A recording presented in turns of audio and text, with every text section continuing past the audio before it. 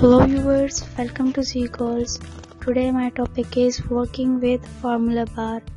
In this video we will know about the formula bar and name box.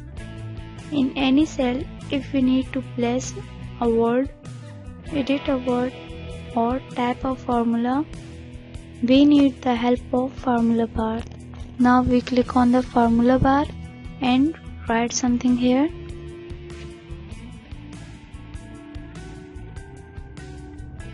And we can enter it by clicking on enter, and if you want to cancel it you can click on it. So we entered this word in the current cell. Now if we have to do any editing, we click on our cell. It has a cell address which is the I3 in the name box.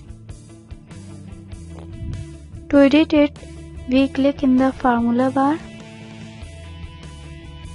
So now we can editing in it.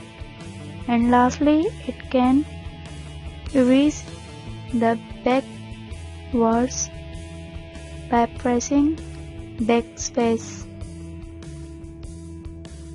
And if you want to erase the words ahead, press delete button. So it was today's topic.